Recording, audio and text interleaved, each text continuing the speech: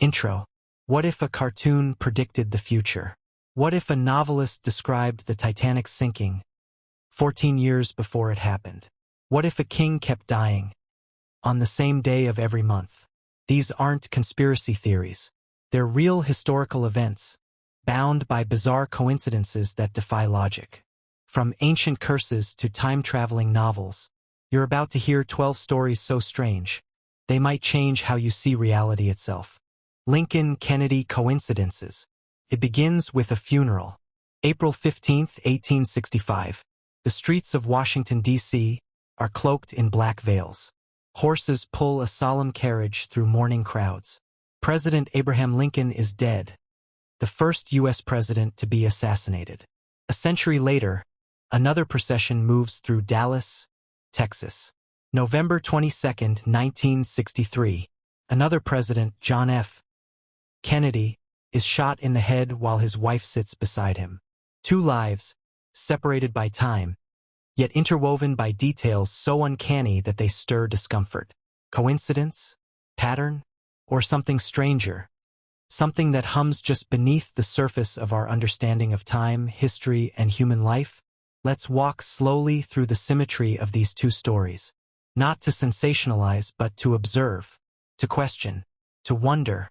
Abraham Lincoln was elected to Congress in 1846. Exactly 100 years later, John F. Kennedy was elected in 1946. Lincoln became president in 1860. Kennedy, 1960.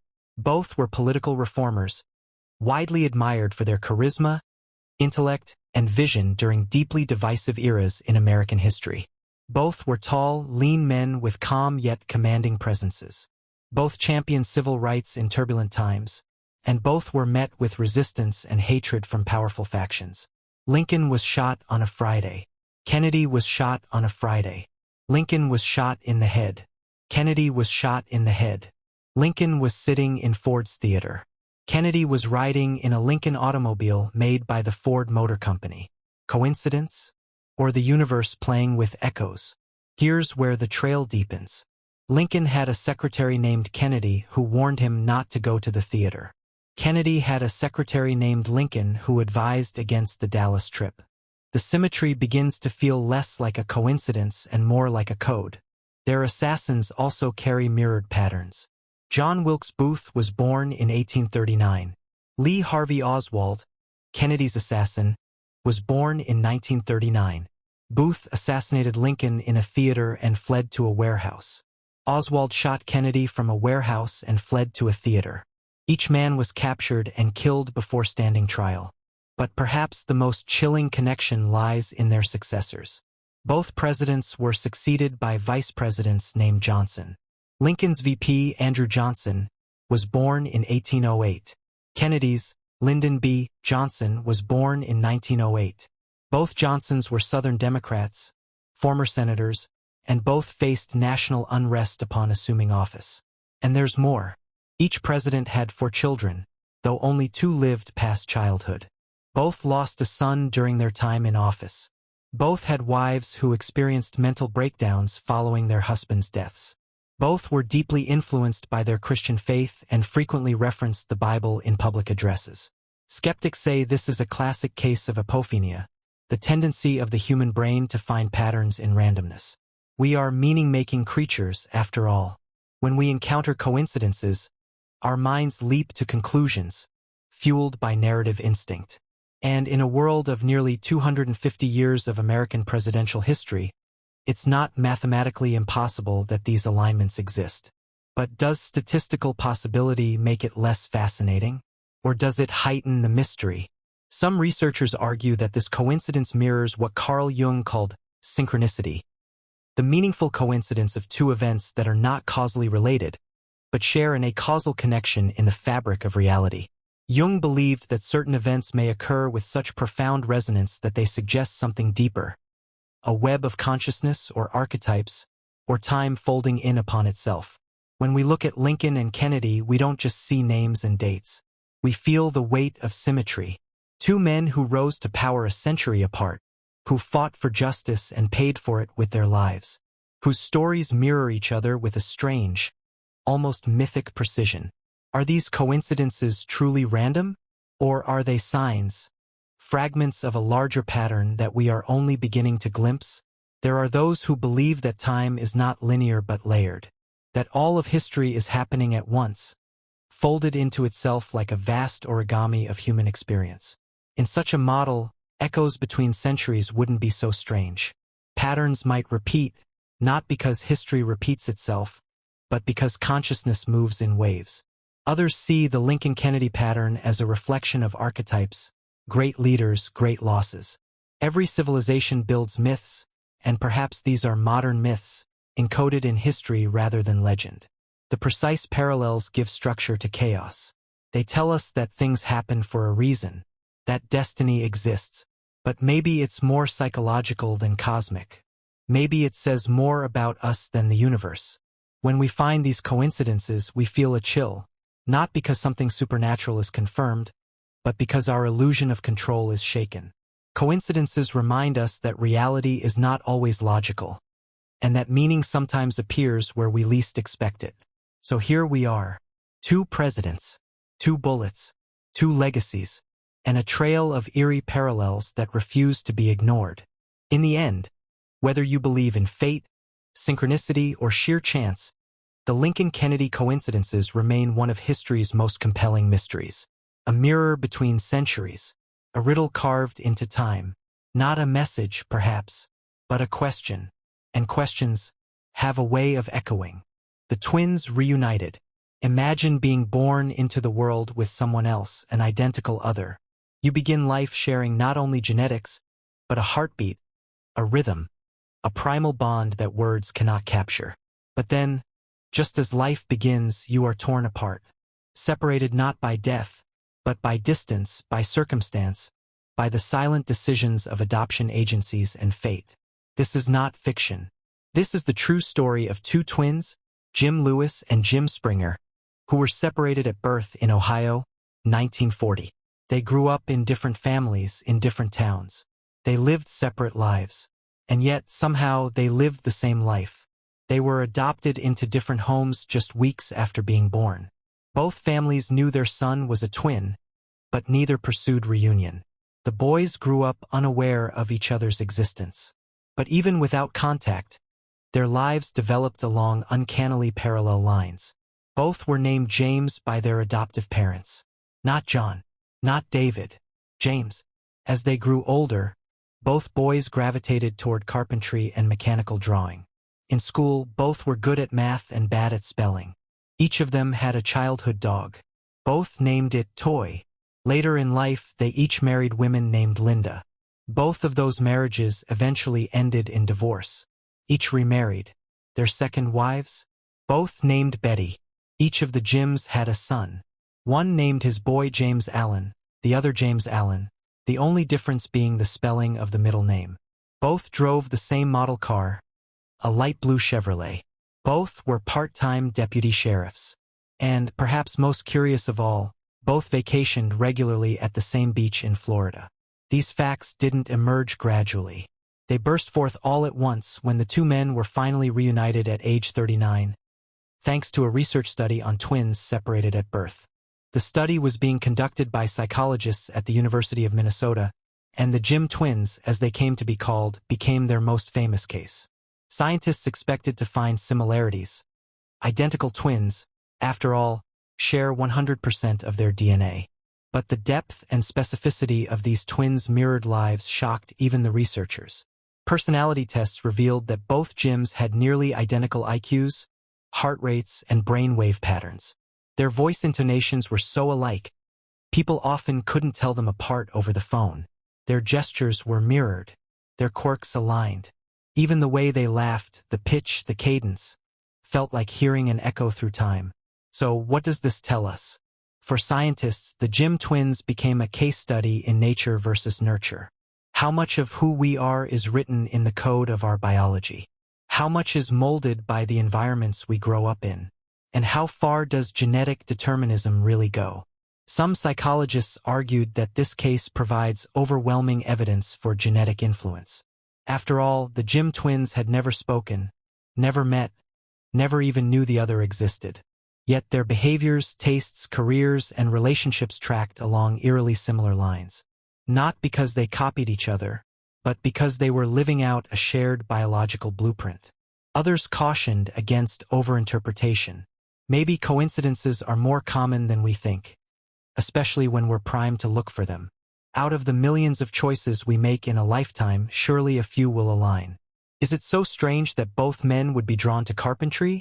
Or that Linda and Betty were common names?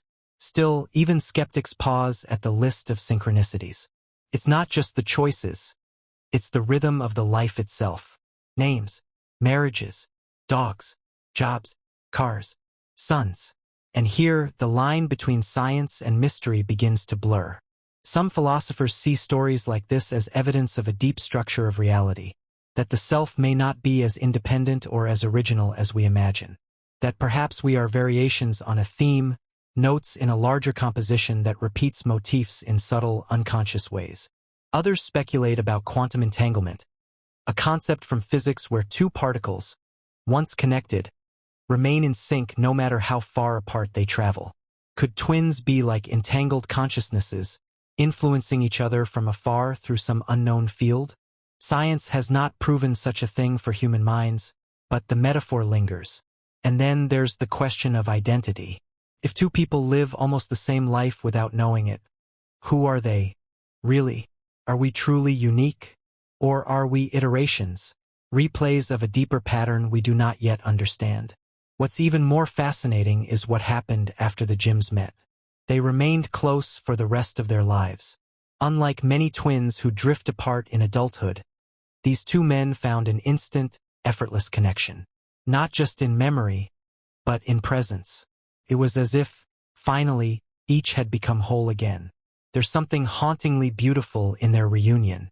In a world of billions, where loneliness can feel inevitable, the idea that someone else could live your same life, a stranger who is somehow you, is both comforting and disorienting. It suggests that under all our differences, there may be deep rivers of similarity running beneath the surface. Whether you see it as proof of genetics, evidence of synchronicity, or just an extraordinary coincidence, the story of the Jim twins challenges how we think about fate, identity, and the architecture of the self. Sometimes, the strangest things are not found in ancient myths or distant galaxies. Sometimes, the strangest thing is another you, walking the same path, making the same choices across the invisible line of separation. And sometimes, just sometimes, that line disappears.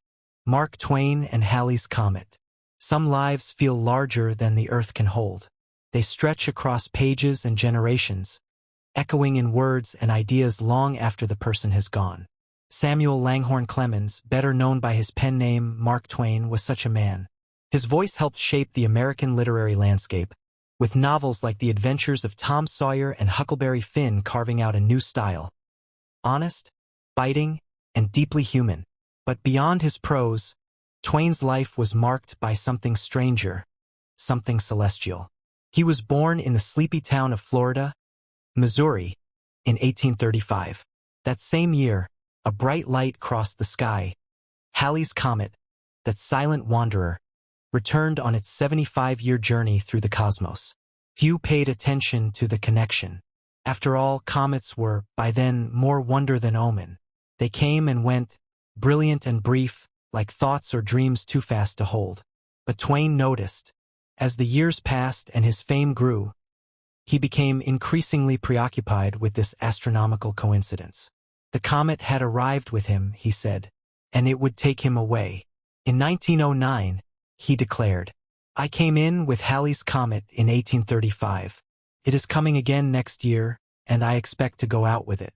It will be the greatest disappointment of my life if I don't. The Almighty has said, no doubt. Now here are these two unaccountable freaks. They came in together, they must go out together." And so, with that classic Twainian mix of humor and cosmic fatalism, he wrote his own ending. The following year, 1910, the skies trembled again. Halley's Comet blazed across the heavens, closer to Earth than it had been for centuries. People watched with awe, fear, and fascination. Some believed it was a harbinger of change. Others, an omen of doom.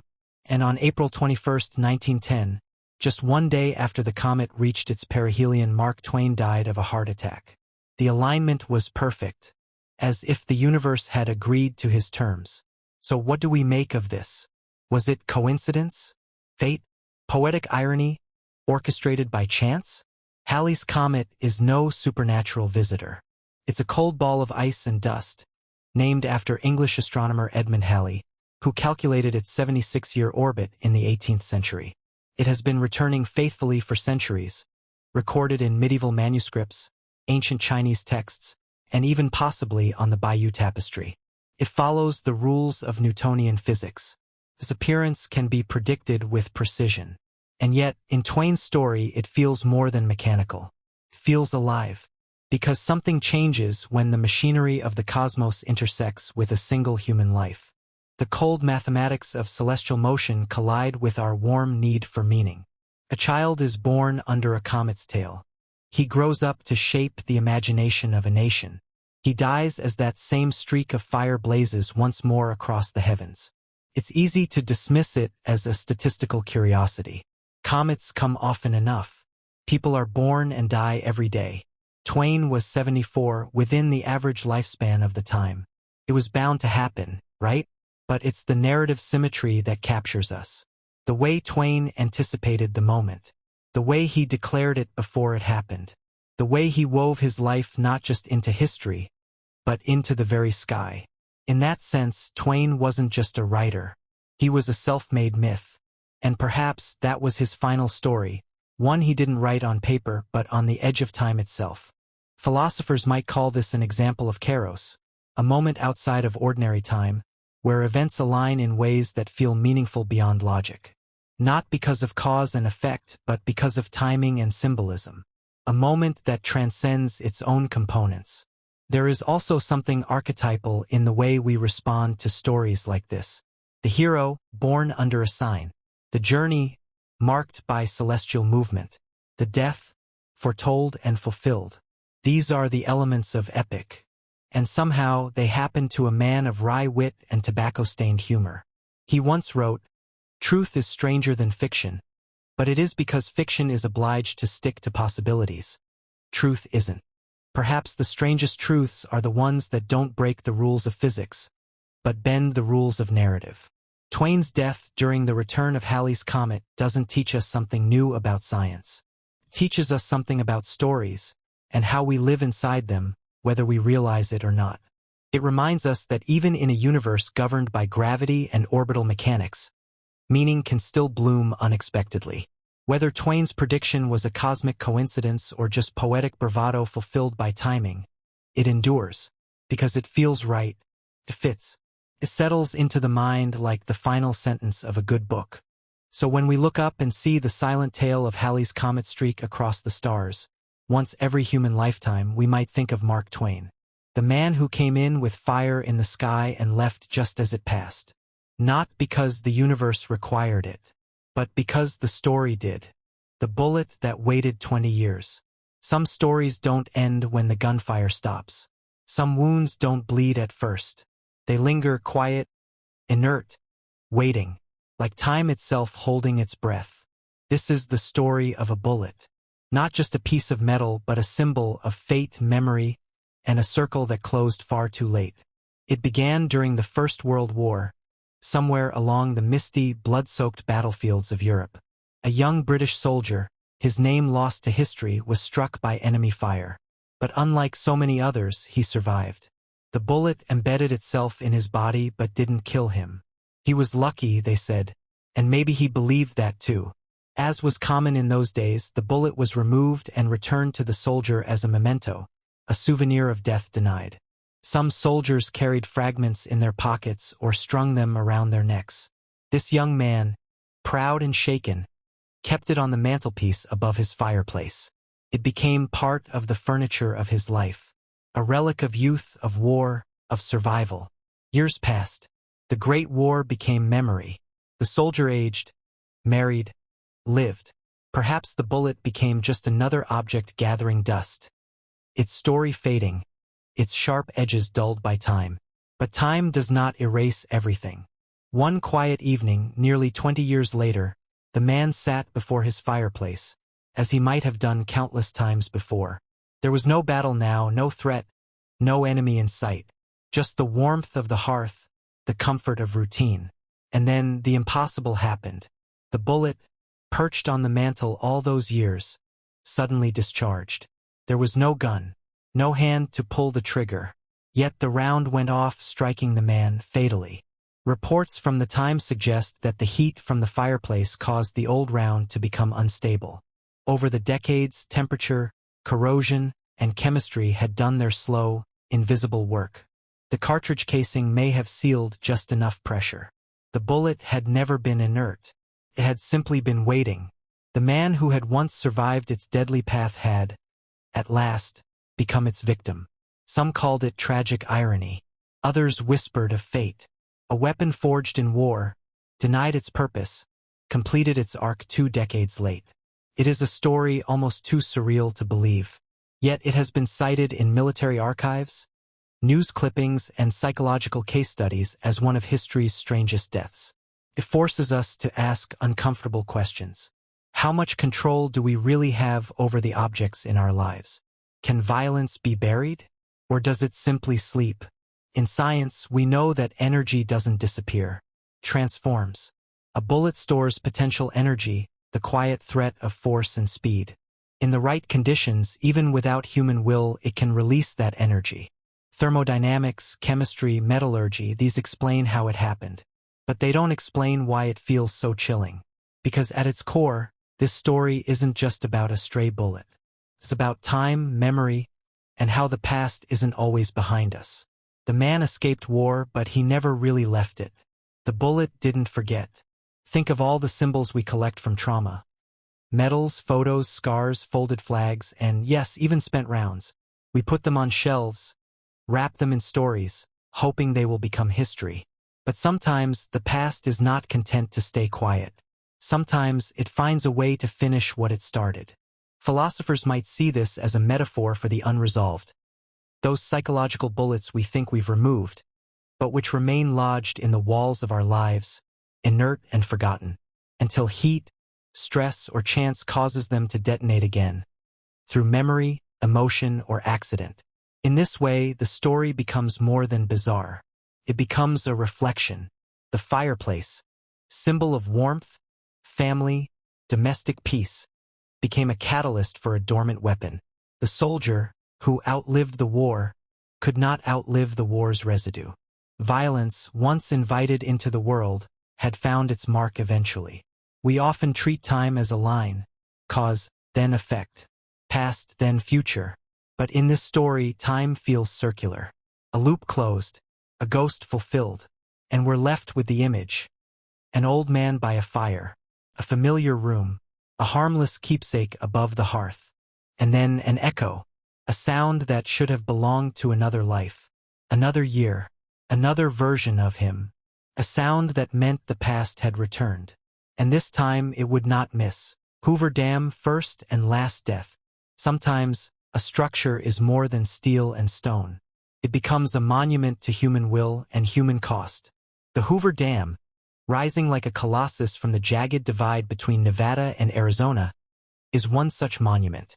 An engineering marvel of the 20th century, it holds back the waters of the Colorado River, generating power and shaping landscapes, both physical and symbolic.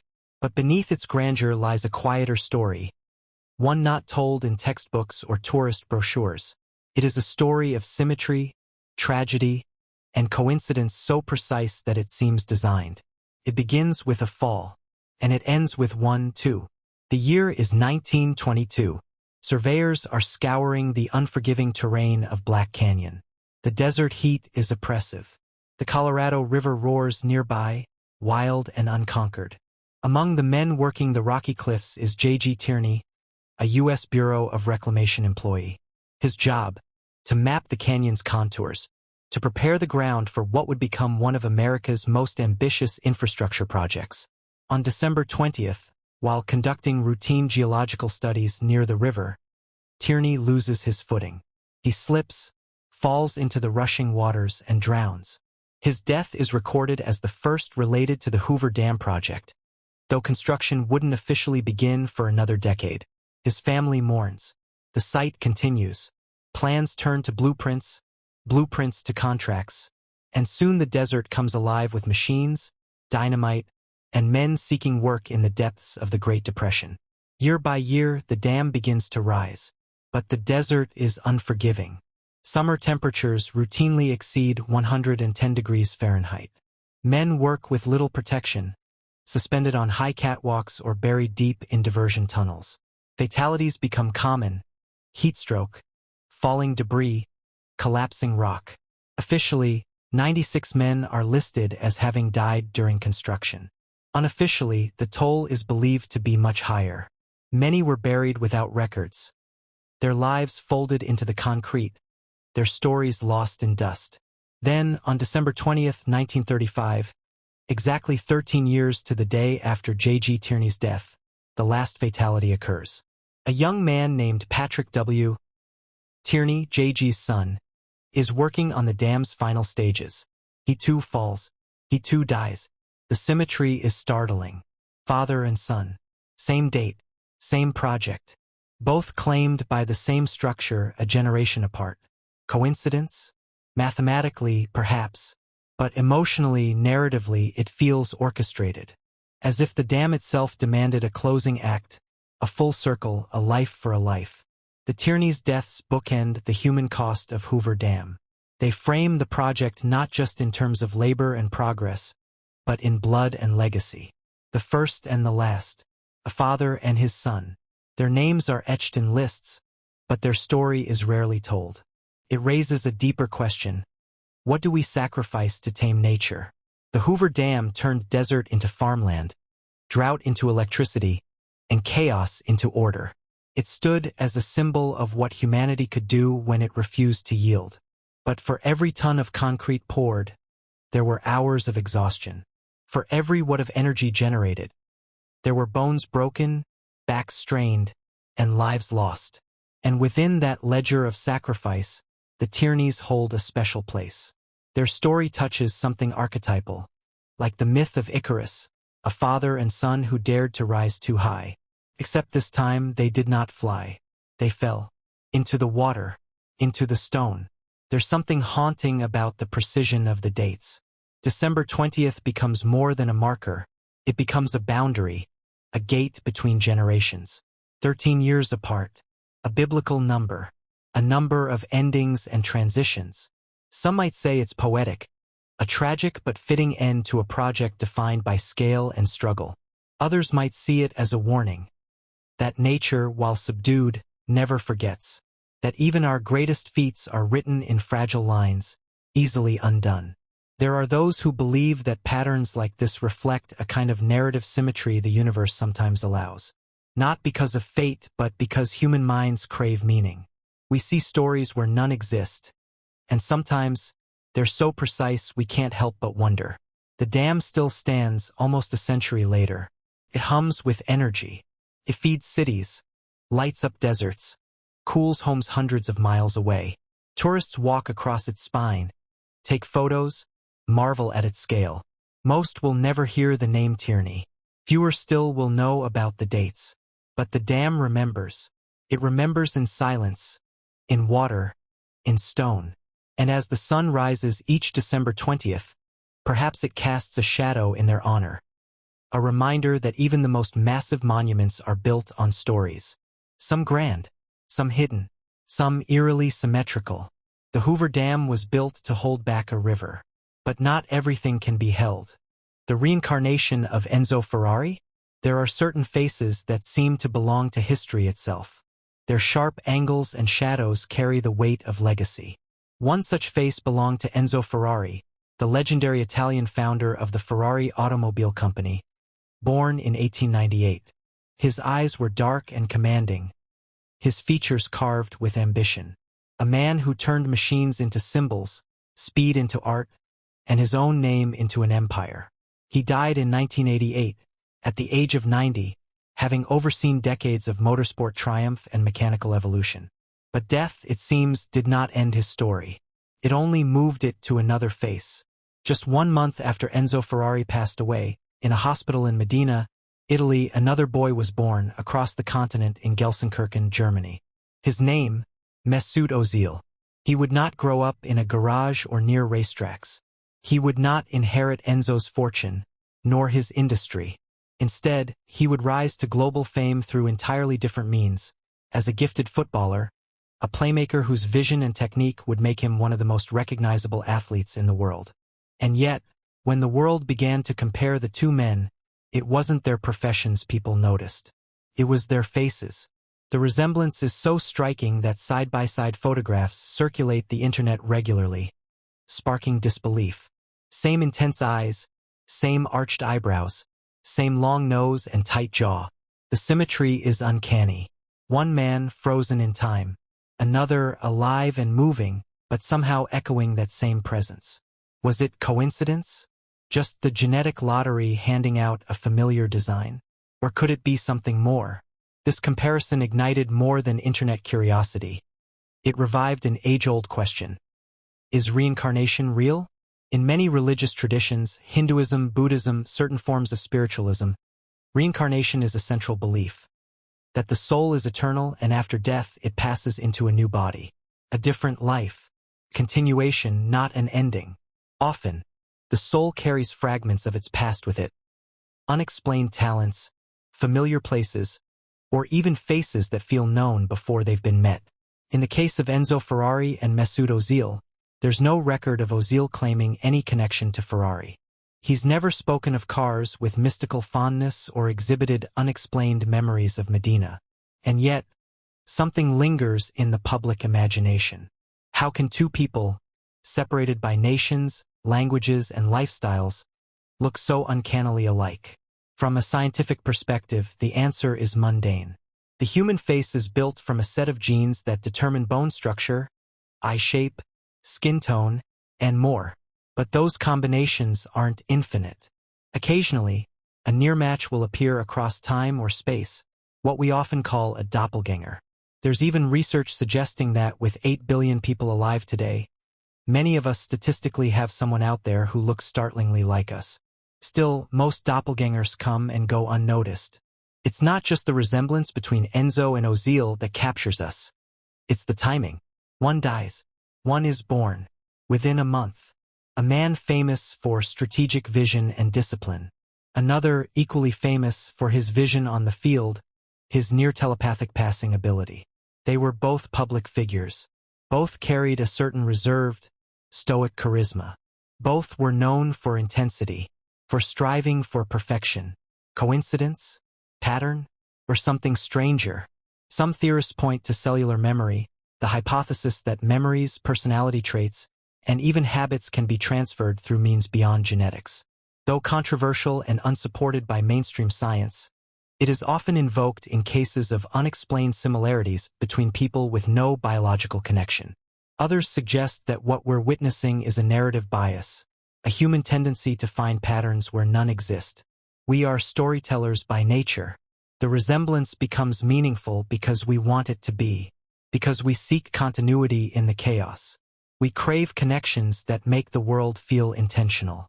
And yet, in every culture, there are tales of repeated souls, reborn heroes, or faces that return. The Buddhist tulkus, the Egyptian pharaohs. Even in science fiction, we find echoes of this fascination. The idea that some essence of a person survives beyond the biological, waiting to return. Perhaps it's not about proving reincarnation. Perhaps it's about wondering whether life is more circular than we imagine. Whether identity is something that dissolves at death, or something that resurfaces altered but familiar. The story of Enzo Ferrari and Mesut Ozil doesn't demand belief. It doesn't need evidence. Its power lies in the unease it inspires. The feeling that the face you're seeing has already lived 1,000 lives. That maybe history doesn't march forward in a line, but swirls around us, brushing old shapes into new forms. And maybe, just maybe, there's more continuity between us than we dare admit. Edgar Allan Poe's time-traveling novel. There are stories that seem to slip out of their own century. Tales that don't just echo future events, but predict them in such eerie detail that they leave readers unsettled, questioning the boundaries between fiction and fate. In 1838, Edgar Allan Poe, Then a struggling writer known more for poetry than horror, published a novel with a long and winding title, The Narrative of Arthur Gordon Pym of Nantucket. It was his only full-length novel, and, at the time, it received little acclaim. Critics were puzzled by its abrupt shifts in tone, its descent into surreal horror, and its ambiguous ending. The public, too, wasn't quite sure what to make of it. But hidden within its strange, nautical narrative was a scene so disturbingly prophetic that, nearly half a century later, it would be re-examined with an entirely new lens. In Poe's novel, a group of shipwrecked sailors, adrift in the open ocean, face the ultimate dilemma: starvation. Desperate and dehydrated, the men draw lots to determine who among them will be sacrificed so the others might survive. The unlucky soul selected for this grisly fate is a young cabin boy named Richard Parker. He is killed and eaten. At the time, the scene was shocking, even grotesque. A bleak meditation on survival, morality, and the primal instincts that emerge when civilization collapses. Poe's readers dismissed it as the product of an overactive imagination, a gruesome fictional horror, nothing more. But then, in 1884, real life caught up with fiction. The British yacht Mignonette set sail from England, bound for Australia. It was a small vessel, not meant for such a long journey, and many questioned the wisdom of attempting a transoceanic voyage. But the ship's captain, along with 3 other men, including a 17-year-old cabin boy, believed they could make it. Weeks into the journey, disaster struck. The yacht was caught in a storm in the South Atlantic and sank. The 4 men escaped in a lifeboat, but were left without food or fresh water. Days passed, then a week. Starvation took hold. The youngest among them, weak, delirious from drinking seawater, slipped into unconsciousness. His name? Richard Parker. And then the unthinkable happened. The other 3 sailors, one of them a respected captain named Thomas Dudley, decided they could wait no longer. They killed Richard Parker, and they ate him. Their story shocked Victorian England. The trial that followed, R.V. Dudley and Stevens, became one of the most important legal cases in British history, a moment where morality and legality collided on the open sea. The courts ultimately ruled that necessity was not a defense for murder. The surviving men were convicted, though their sentences were later commuted due to public sympathy. But while the legal world debated ethics and survival, others were haunted by a different question. How could Poe have known? The similarities were too precise. A shipwreck, a small group of starving men, cannibalism, and the name Richard Parker. Not just a common surname, but the same full name attached to the same role. A young cabin boy sacrificed at sea. Skeptics were quick to point out that Richard Parker wasn't entirely uncommon in maritime circles. In fact, there were several sailors with that name recorded throughout naval history, including one who had been involved in a mutiny decades earlier. Perhaps it was a coincidence, nothing more. But coincidence has limits. What Poe imagined in 1838 was not just the broad outlines of a shipwreck, but the exact moral dilemma, the specific dynamics, and the precise fate of a real person who wouldn't be born for another generation. The fact that Poe's fictional narrative was dismissed as unbelievable in its time only makes the real event more chilling. Was it simply a case of life imitating art, or something stranger? Some have speculated that Poe's imagination tapped into a deeper current, a kind of collective unconscious, as Carl Jung would describe it, a place where archetypes, symbols, and future possibilities swirl beneath the surface of human awareness. Did Poe, through dreams or intuition, access a story that had not yet happened? Others frame the event as an eerie example of synchronicity, the occurrence of 2 events that are meaningfully related, though not causally connected. Poe couldn't have influenced what happened in 1884, but the alignment of fiction and fact creates a resonance that feels purposeful, even if we can't explain how. There are even more esoteric theories. That time is not linear but layered, and that under certain conditions information bleeds through. That artists and visionaries, through altered states or profound creativity, become accidental time travelers, sketching fragments of futures they cannot consciously understand. But perhaps the most haunting explanation is also the simplest. That Poe was telling a human truth so deep it became real. He understood, perhaps better than anyone, the fragile thread between order and chaos. Civilization is a veneer. Hunger is a force older than morality. And at sea, adrift, desperate, the masks we wear on land fall away. His Richard Parker wasn't just a character. He was an inevitability. And maybe that's the truest horror. That some stories aren't invented. They're remembered, unconsciously, before they happen. After the real Richard Parker's death in 1884, readers returned to Poe's novel with fresh eyes. What was once seen as absurd now felt prophetic. The book gained a second life, not as a work of fiction, but as a riddle. Was it warning, premonition, or proof that stories shape reality? We may never know, but when we read Poe's words now, they feel heavier. Not because they're fictional, but because they aren't entirely. In the end, we're left with two Richard Parkers. One imagined, the other tragically real. And between them, the 46 years that separate their deaths feel more like a paper-thin membrane than a canyon of time. One story written in ink, the other in blood. The sinking of the Titan Morgan Robertson. In 1898, a little-known American writer named Morgan Robertson published a novella titled Futility, The Wreck of the Titan. It was a sea story, the kind popular in that era.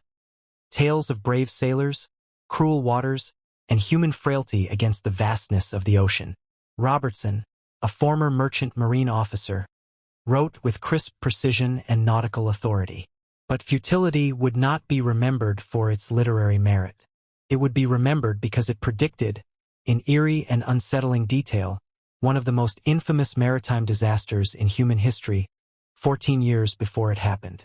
The fictional ship at the heart of Robertson's story was called the Titan. It was the largest vessel ever built, a marvel of engineering and luxury, proclaimed unsinkable. The Titan was 800 feet long, displaced 70,000 tons, and could travel at a speed of 25 knots. It carried far fewer lifeboats than it needed, just 24, for Robertson's purpose was not safety but satire, a critique of the hubris surrounding the age of industrial excess. And in the story, the Titan strikes an iceberg in the North Atlantic and sinks. Tu sanst die. 14 years later, in 1912, the real-world RMS Titanic set sail on its maiden voyage from Southampton to New York City. Like the Titan, it was the largest ship of its time, 882 feet long, displacing 66,000 tons, and capable of 24 knots. It too was called unsinkable. It too carried too few lifeboats, only 20, due to outdated maritime safety laws and the misplaced confidence of its designers. And like its fictional predecessor, the Titanic struck an iceberg in the North Atlantic and sank. More than 1,500 people died. When the world awoke to the news of the Titanic disaster, people did not just grieve. They searched for meaning. And then someone remembered Robertson's novella, now out of print, largely forgotten. When it was rediscovered, the similarities sent a chill through the public imagination. What had once been dismissed as fiction now read like premonition. Could a man have predicted such a disaster? Or had he merely constructed a plausible tragedy based on what he knew? The parallels between the Titan and the Titanic were so numerous, so specific, that some believed Robertson had tapped into something beyond imagination. Others claimed he was clairvoyant. The media at the time dubbed it a psychic novel, and readers devoured the reprinted copies. Robertson, who had died just a year before the real Titanic sank, never lived to see his strange story reborn. And yet, Futility became more than a cautionary tale. It became a mystery.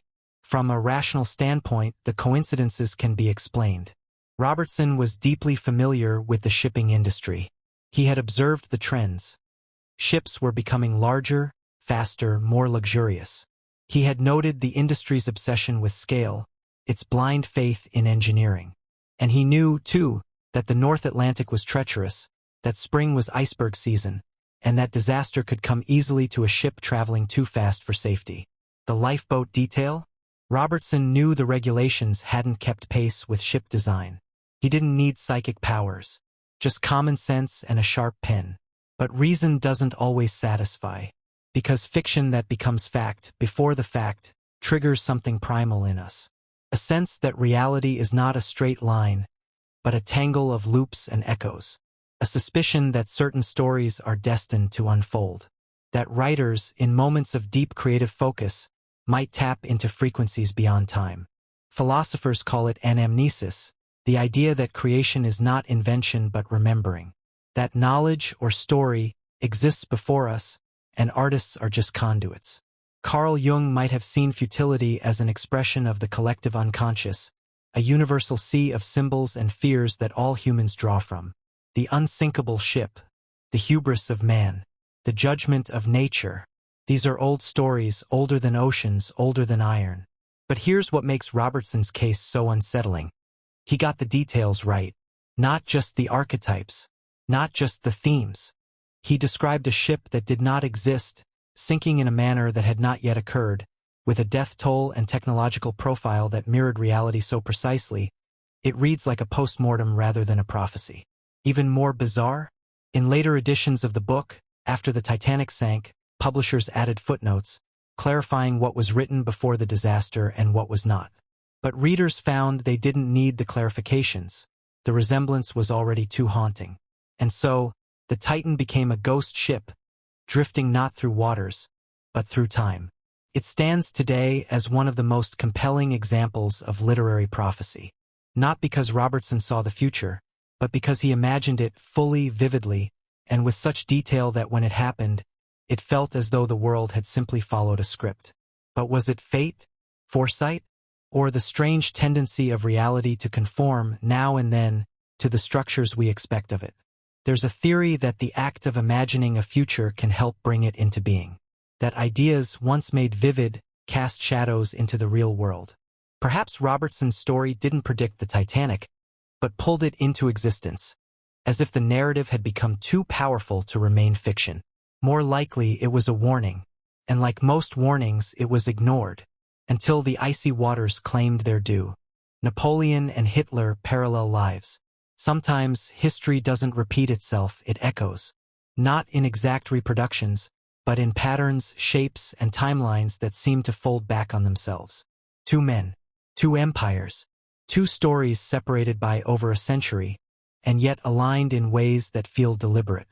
Their names were Napoleon Bonaparte and Adolf Hitler. One born in 1769, the other in 1889.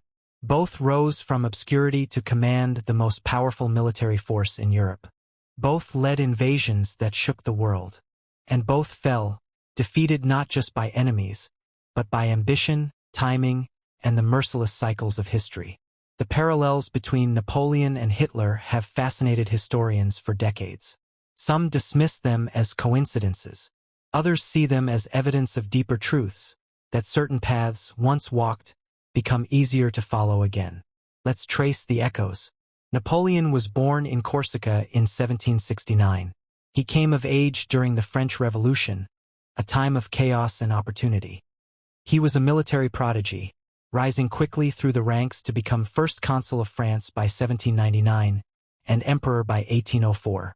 Hitler was born in Austria in 1889. He came of age during Germany's collapse after World War I, another time of turmoil and resentment. Like Napoleon, he rose swiftly, turning political instability into personal power. By 1933, he had seized control of the German government. By 1934, he was Führer. Both men led nations with wounded pride. France, humiliated by internal upheaval. Germany, broken by war reparations and economic despair. And both promised renewal, greatness, order. Napoleon declared himself emperor. Hitler became chancellor, then dictator. Each reshaped their country's laws, armies, and ideologies around themselves. Each built a cult of personality. Each demanded loyalty not to a nation, but to their name. And both began by invading Austria. Napoleon annexed it in his early campaigns. Hitler, born there, absorbed it through the Anschluss in 1938. Both believed the heart of Europe could be remade. Both moved eastward, hungry for more. Napoleon invaded Russia in 1812. Hitler did the same in 1941. Both invasions began in summer. Both armies advanced deep into Russian territory. and both suffered devastating retreats when winter set in, not just because of snow and cold, but because of supply failures, scorched earth, and the brutal resilience of the Russian defense. Napoleon's Grande Army entered Russia with over 500,000 men. Fewer than 100,000 returned. Hitler's Operation Barbarossa involved over 3 million German soldiers. By the time the Battle of Stalingrad ended, the Eastern Front had become a graveyard of ambition. But the pattern goes deeper. Napoleon was defeated in 1815. Hitler was defeated in 1945, exactly 130 years apart. Napoleon was first exiled to Elba, escaped, returned to power for 100 days, and then was finally defeated at Waterloo. Hitler, too, had a brief resurgence. The Ardennes Offensive, also called the Battle of the Bulge, was his final gamble. It lasted just over 100 days. After that, it was only retreat. Napoleon died in exile. Hitler died in a bunker. Napoleon tried to unite Europe under one banner: French rule, Napoleonic law, centralized control. Hitler's vision was darker. Not unification, but domination, built on racial purity and annihilation. And yet, both sought the same core: a continental empire, ruled by force and ideology. There are, of course, profound differences. Napoleon, though ruthless, was a child of Enlightenment ideals. He modernized law, education, and civil administration. His Napoleonic Code shaped legal systems around the world. Hitler unleashed genocide, industrialized hatred, and left scars that still ache across generations. But the structural parallels remain. A rise to power amid crisis. A charismatic leader capturing the will of a humiliated nation. A campaign of expansion that faltered in Russia. A final, desperate act. And a fall. Even their personal lives mirrored each other in strange ways. Napoleon and Hitler were both short, though perhaps not physically as short as legend suggests. Yet their stature became symbolic of overcompensation. The little man determined to dominate the world. Both were deeply private, obsessively organized, and prone to sudden rages. Both loved dogs. Both distrusted democracy. Both were masters of propaganda, manipulating public opinion with theater, myth, and image. And both were, in the end, undone by their own overreach. Not by a single enemy, but by the weight of their ambition. So what do we do with this symmetry? Historians caution against drawing too many conclusions. History is filled with patterns. When you look closely enough, you can find echoes in every era. But still, something about Napoleon and Hitler resonates. Their timelines don't just resemble each other. They interlock. It's as if the shape of one life cast a shadow into the next century. A silhouette that was followed, whether consciously or not. Perhaps this is the real warning. That history is not just a lesson, but a temptation. That leaders arise, see the paths of those who came before, and believe they can walk them better. That this time the Russian winter will not matter. That this time the world will not resist. But the cycles are patient. The outcomes rarely change. If we believe in fate, the story of Napoleon and Hitler feels like inevitability. If we believe in free will, it feels like a failure to learn. Either way, the echo remains. 2 men, 2 centuries, 1 pattern, and a question that lingers. How many more times will we replay the same story before we learn to write a different one? King Louis XVI and the 21st of each month. History has a way of assigning meaning to dates, those fixed points in the flow of time where events converge, sometimes by design, sometimes by mystery. We mark anniversaries, declare national holidays, and remember tragedies on calendars as if the turning of a page can summon the past. But occasionally, a date begins to repeat itself not because we will it, but because something in time seems to circle back over and over again. For King Louis XVI of France, that date was the 21st. A monarch born into opulence and destined for disaster, Louis XVI ruled during one of the most turbulent transitions in European history, the dying breath of absolute monarchy and the chaotic birth of modern democracy. His life unfolded like a slow-moving tragedy, marked by missteps, miscalculations, and moments when history seemed to conspire against him. But within that broad arc lies a strange, lesser-known pattern, one that fixates on a single number, 21. It began, as so many tragic French stories do, with the French Revolution. The monarchy had long been drifting on a tide of discontent, economic hardship, food shortages, and resentment toward the nobility. But when the storm finally broke, it came with unprecedented force. On June 21, 1791, King Louis XVI and his family made a desperate attempt to flee Paris. Disguised and traveling under assumed names, they sought refuge with royalist forces in the town of Montmedy. It was to be their escape, a chance to regroup, negotiate, or perhaps flee abroad. But the plan failed. The royal family was recognized in the town of Varennes by a postmaster who spotted the king's distinctive profile, still familiar from the coins in circulation.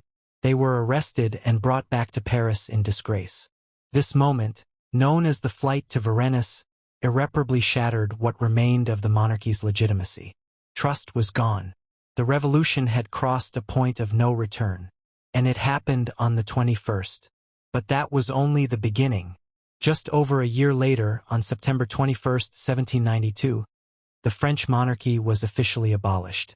The National Convention declared France a republic, stripping Louis of his titles and rendering him a mere citizen. Louis Capet.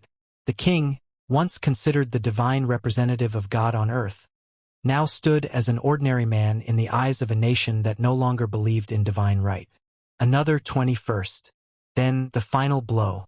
On January 21, 1793, Louis was executed by guillotine in the Place de la Révolution.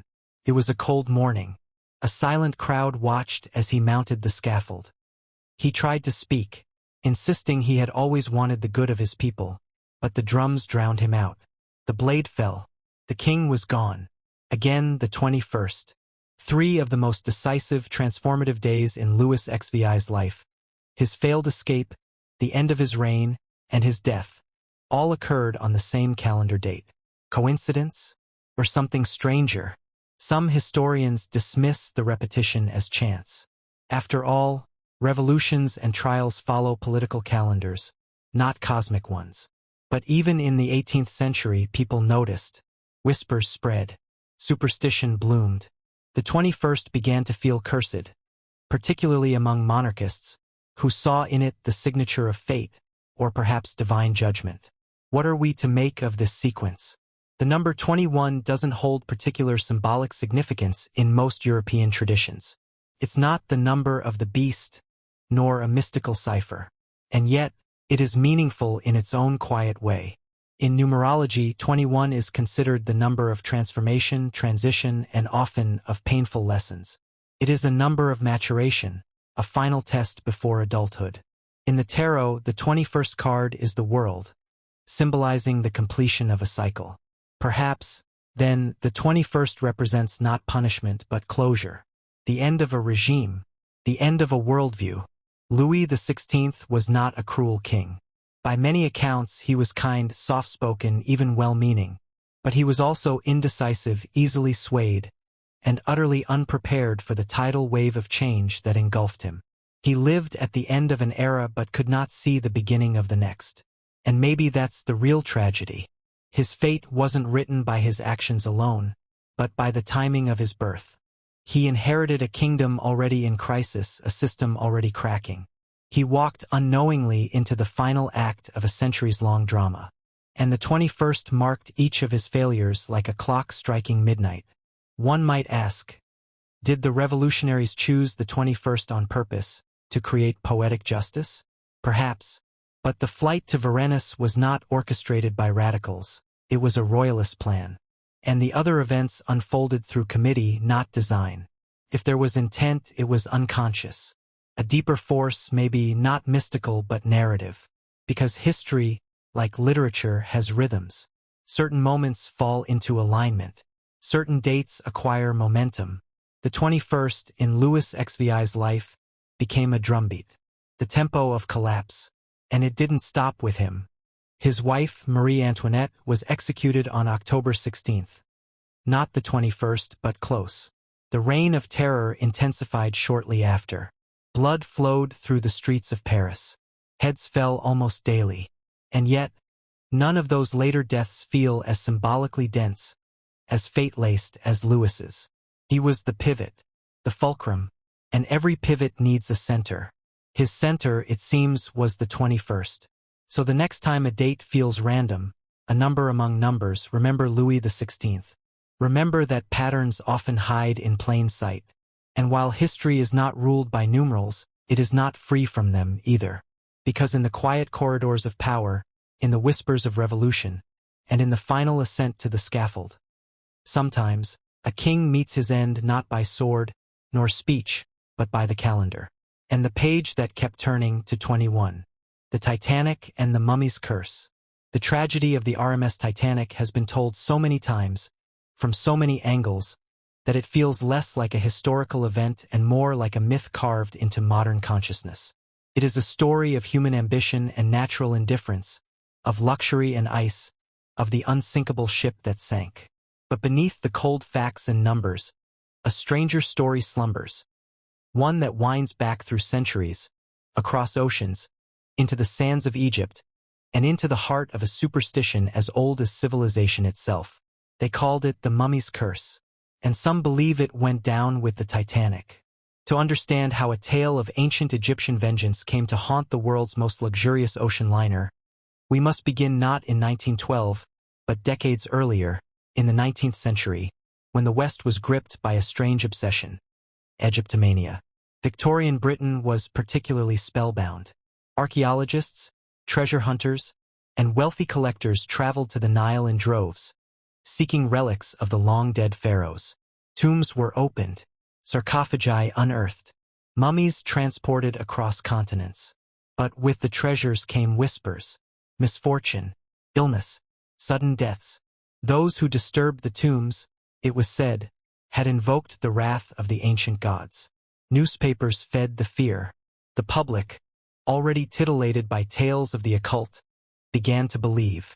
The most famous of these cursed relics was a coffin lid said to belong to an ancient priestess, often referred to as the unlucky mummy. Despite the name, it contained no actual mummy, only the ornate wooden lid. It was carved with the image of a woman, her eyes calm and unmoving, her lips faintly curved. Her presence, however, was anything but serene. Wherever the artifact went, stories of misfortune followed. One owner lost his fortune. Another was crippled. A photographer who took its picture died shortly after. Even museum staff who handled it reported accidents and illness. Eventually, the artifact was acquired by the British Museum, where it remains today under the catalog number EA22542. It is not on display but not forgotten. The connection to the Titanic comes through a man named William Thomas Stead. Stead was a respected British journalist, an early pioneer of investigative reporting, and also a man deeply interested in spiritualism, psychic phenomena, and the supernatural. He wrote extensively about the occult, believed in clairvoyance, and often relayed eerie premonitions in his articles. He was also a passenger on the Titanic. During the voyage, Stead reportedly entertained fellow passengers with ghost stories and strange tales. One such story involved, according to multiple sources, the cursed mummy from the British Museum. Stead claimed that the artifact had caused death and disaster in London, and warned that disturbing ancient relics could bring calamity. When the Titanic struck the iceberg on April 14, 1912, and began its slow descent into the Atlantic, Stead remained calm. He helped others into lifeboats. He was last seen floating in the sea, clinging to a piece of wood, quietly praying. He did not survive, and so the legend deepened. In the aftermath of the sinking, a rumor began to spread, first quietly, then loudly, that the mummy itself had been on board the Titanic. The claim was that a wealthy collector, desperate to remove the cursed artifact from England, had arranged for its transport to New York. Some versions of the tale say it was hidden in the cargo hold. Others suggest it was smuggled on board inside another crate. Some even insist it was disguised as artwork. One variation goes further. The mummy's presence angered the gods, who sent the iceberg as divine retribution. Of course, there's no manifest showing the mummy was aboard. The British Museum has always maintained the artifact never left its possession. No credible documentation supports its transport. And yet, the story refuses to die. Why? Because it touches something deeper than fact: the human need for meaning in catastrophe. The Titanic sinking was so sudden, so violent, so tragic, that people needed to believe there was a reason. A cause beyond human arrogance and poor planning. Something cosmic. Something ancient. A curse fits that void perfectly. It's worth noting that this wasn't the only eerie connection. William T. Stead, who told the mummy story on board, had written years earlier about a future disaster at sea. In 1886, he published a short fictional tale in which a passenger ship collides with another vessel and sinks. Many die due to a lack of lifeboats. The similarities to the Titanic are uncanny. He also once declared, "I believe I shall die by drowning." He did. So we are left with layers of foreshadowing. A man who predicted his own death, told of a cursed mummy, boarded an unsinkable ship, and was never seen again. But is there a scientific way to approach this? Yes, and it begins with pattern recognition. Humans are wired to find patterns. It's how we navigate chaos, assign causality, and construct narrative. When tragedy strikes, we search for story. And when story is absent, we invent one. The mummy's curse provides a satisfying shape to the Titanic's shapeless grief. It reframes a cold accident into a tale of ancient justice, restoring order, albeit through myth. Psychologists call this apophenia, the tendency to perceive meaningful connections between unrelated things. It's why we see faces in clouds or believe in jinxes after dropping a mirror. The mind is a pattern-seeking machine, and curses are its ghostly scaffolding. Yet, despite this rational explanation, something about the mummy tale lingers. Because even if the artifact never left London, it still reached the Titanic in another way. Through story. Through Stead's voice. Through the collective imagination of the passengers who listened. And perhaps, through us, those who continue to wonder if the past ever truly stays buried. Today, the Titanic rests at the bottom of the North Atlantic, broken in two, slowly dissolving in the salt and pressure of the deep. Over 1,500 lives ended in the cold that night. And somewhere above, the myths continue to circulate like restless spirits. Whether or not a mummy rode in the Titanic's hold may never be proven. But curses don't require proof. They require belief. And belief, like the sea, is vast, dark, and deeper than we know. Simpson Predictions. It began as a satire, an irreverent cartoon about a lazy father, his chaotic family, and the absurdities of suburban life. When The Simpsons first aired in 1989, no one expected it to last. It was brash, crude, and brightly animated, a cultural mirror held up to America with a grin. But as the years passed, something stranger happened. People began to notice that The Simpsons wasn't just mocking real life. It was predicting it. Not once, not twice, but again and again in ways that defied explanation. How could a comedy show, meant for laughs, end up forecasting events that hadn't yet occurred? It began subtly. In a 1997 episode titled The City of New York vs. Homer Simpson, a scene features a brochure for a trip to New York. The price listed is $9, placed next to a silhouette of the Twin Towers, creating an image eerily resembling 9/11. It passed unnoticed for years, until 4 years later, when September 11, 2001, burned itself into the collective memory of the world. When fans revisited the episode, the resemblance felt uncanny. Intentional, impossible, but still unsettling.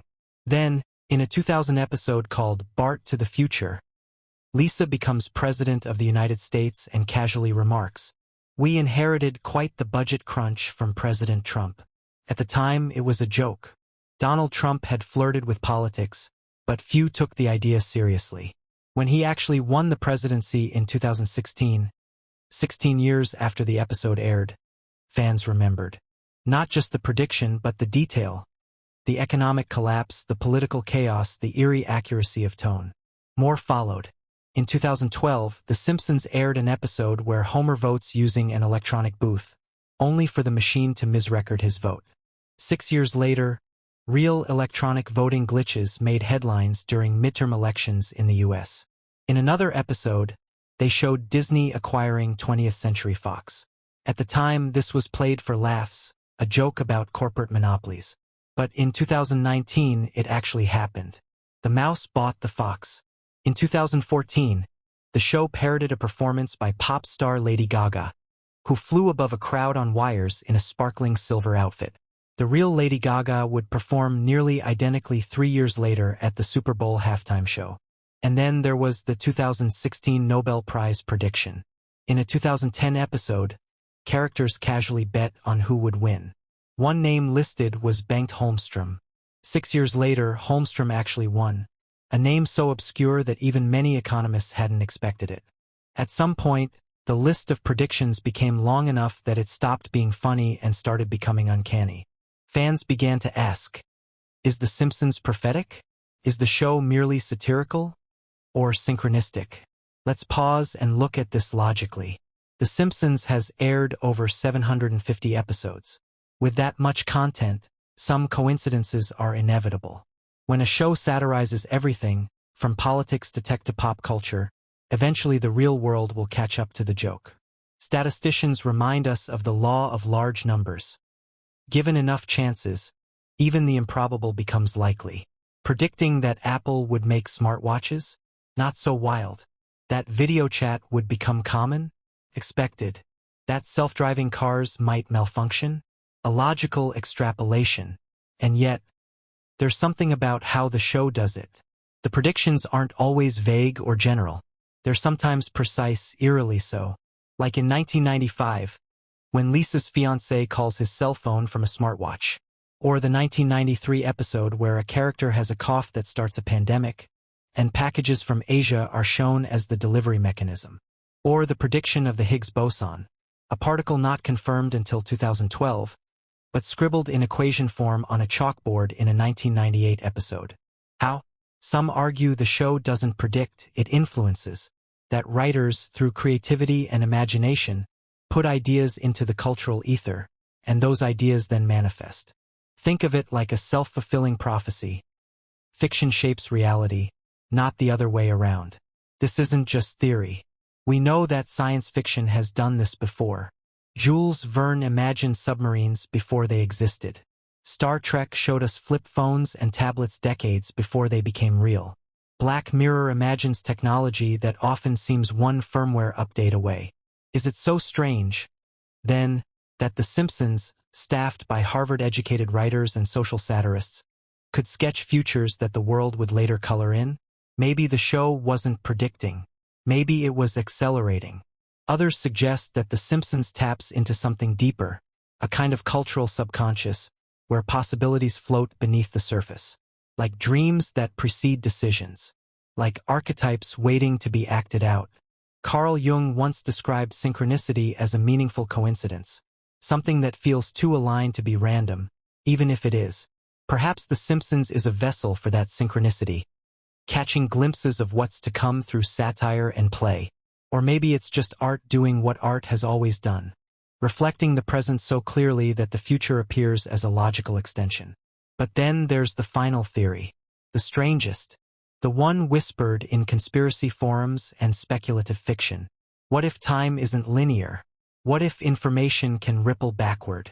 What if, somewhere, in some reality, the future is bleeding into the present, and The Simpsons is our cultural pressure valve? A place where absurd truths can be safely hidden in plain sight, disguised as comedy? It sounds impossible. But then again, so does a cartoon accurately predicting Trump, Disney, Nobel Prizes, pandemics, technology, and geopolitics years before they happen. In the end, The Simpsons remains a mystery not because of what it says, but because of what we see in it. A mirror held up to the future. A joke that slowly stops being funny. And perhaps that's the real message. That beneath the yellow skin and slapstick humor, The Simpsons is a quiet reminder that we are living inside a story. One that might already be written. One that loops. One that laughs before it hurts. And somewhere, maybe, Bart is still writing on that chalkboard. And the world, unknowingly, is following his lead. Ending. And so we end our journey through the most bizarre coincidences in history. Moments when reality twisted in ways too strange to ignore. A father and son dying 13 years apart on the same date. A novel that predicted the Titanic. A cartoon that seemed to see the future before it arrived. But perhaps the most important question isn't what happened. It's, what shouldn't have happened? Which of these stories could we have prevented if we had only paid more attention? Are some coincidences just math? Or are they warnings in disguise?